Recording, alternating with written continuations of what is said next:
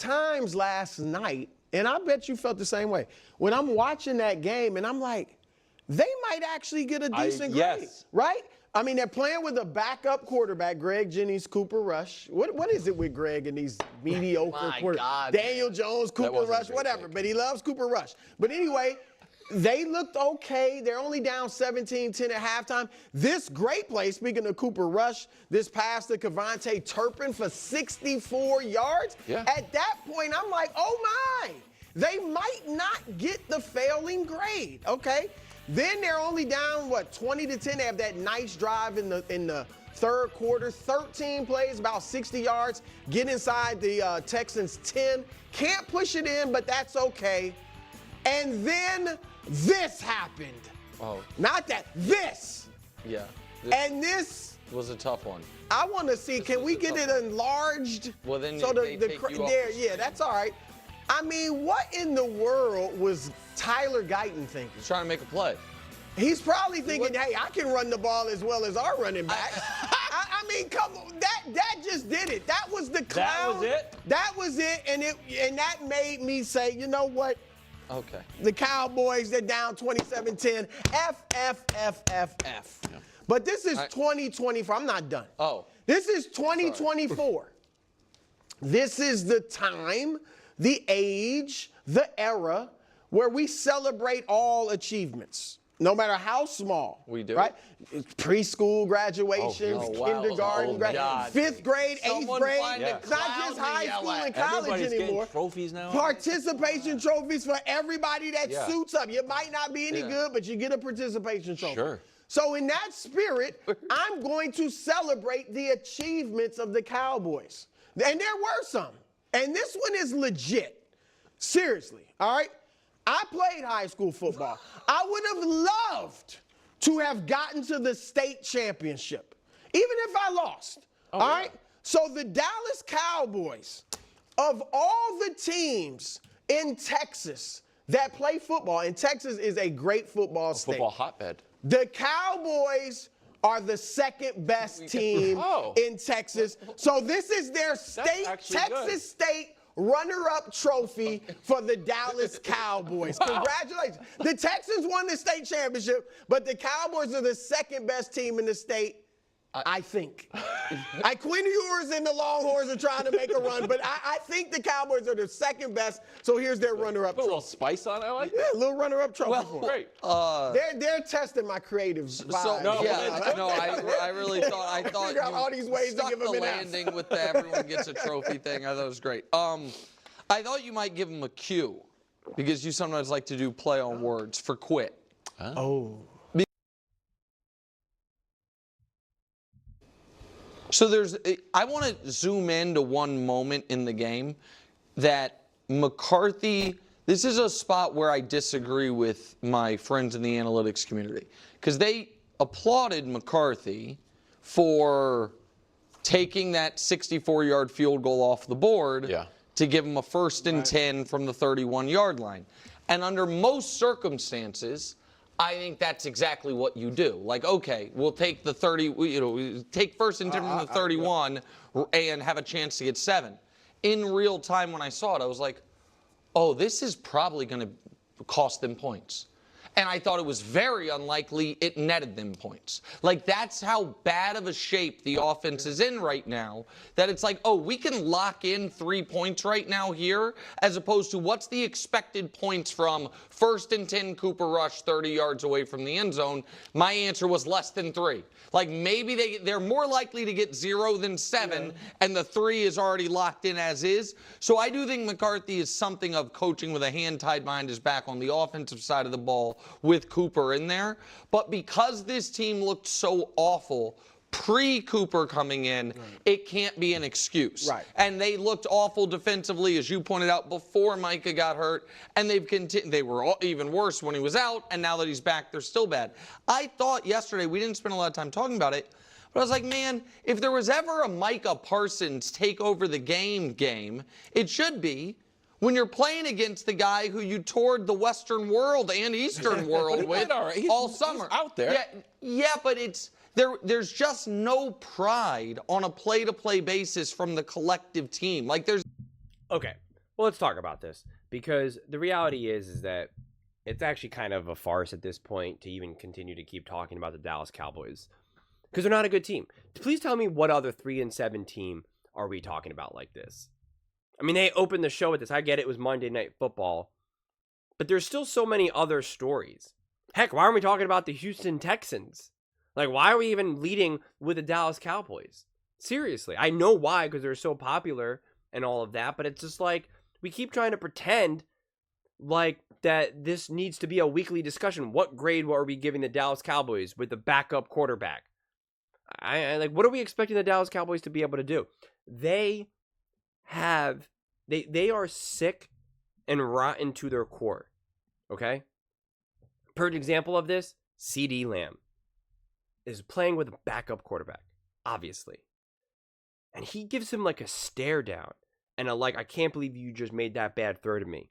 Bro, he is a backup quarterback. You make more money than him in a half hour than he makes in his entire career.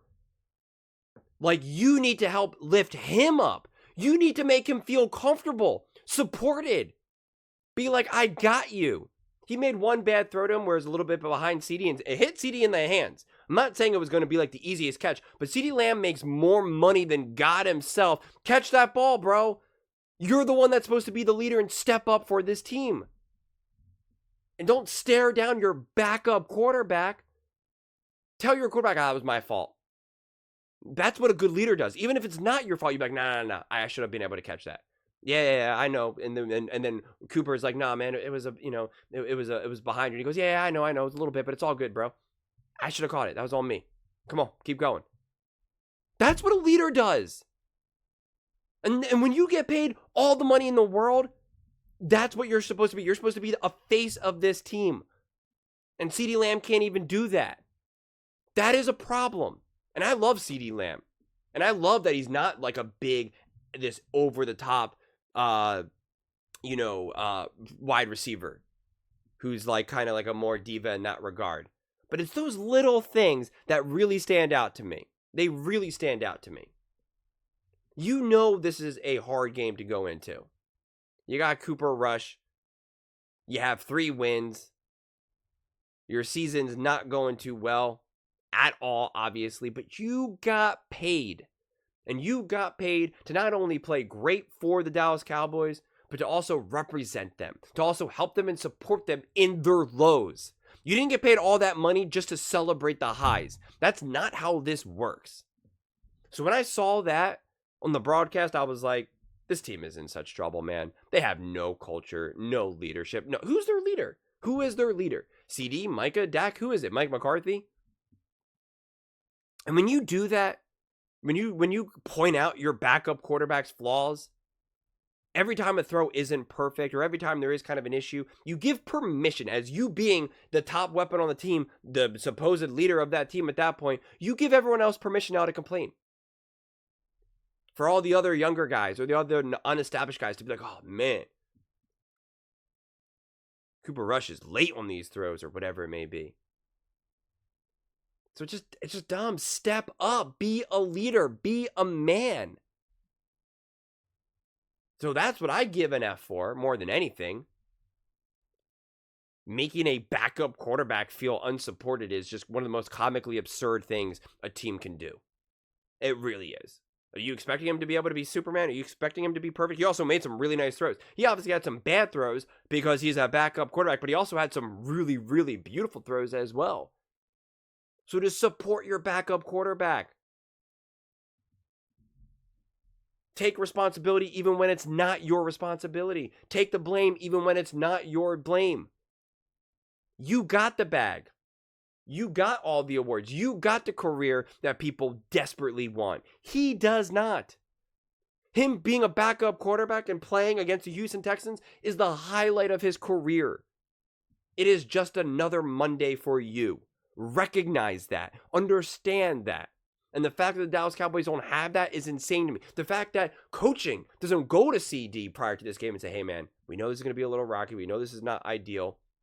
Really need you to step up, man. He's obviously there's a great likelihood that he's going to throw a couple bad throws to you. But when he does that, we need you to run right up to him, give him a smack on the back and say, hey, man, that was, we got this. Let's go, buddy. Like how they don't have that type of conversation with him and demand that from him is it's just insane. It really, it just shows you how flawed this team is. I don't care how they're playing the way they are right now. I care about the other things that matter more because the Dallas Cowboys have no chance. I'm not going to pretend like talking about how well they're playing and what grade they have means anything because it means absolutely, positively nothing. What does matter right now? Culture, leadership, preparation, execution. How much do you care? And I just think that's kind of an embarrassment. If CeeDee Lamb wasn't paid, if Micah, I know Micah's not, hasn't been fully paid in the way that he wants, but it's just like if these guys didn't have those careers that they have, right? We know Micah's getting paid. CeeDee Lamb already got it. Dak already got it. Like if those things maybe weren't there and this was just like a really young team, then I could understand. But it's just like these guys at this point in their careers, this point of their financial security, because even so, Micah Parsons is still getting paid just because of his podcasting and all of that. And that's only happening because of how great he's playing and playing for the Dallas Cowboys. Make no mistake about it. We see that as they open the show with a 3-7 team. So yeah, we know the Dallas Cowboys, that star on his helmet helps Micah. So recognize that. Show some gratitude and leadership. It's just such a disaster, honestly. It really, really is. And in more ways than people even understand. But those are just my thoughts. I'd absolutely love to hear yours. What do you guys all think about the great Dallas Cowboys, 3-7, 34-10 loss to the Houston Texans? How do you think they played? What they look like, their culture, their effort? However you want to break this down, because obviously like breaking down the actual game makes objectively no sense. Let me know in the comments below. I read every single comment, so whether you agree with me or disagree with me, either way, let's get in some discussions. Let's get in some fights, but ultimately, let's just have some fun. And please do consider subscribing. We are building an amazing community here, and I'd absolutely love to see you part of it. I want to build something that we all genuinely feel connected to. Something that we're really excited to be part of. I think we're well on our way to doing it. And please don't forget to give this video a thumbs up, as it really does help with the visibility and the algorithm. Thank you so much, and see you next time.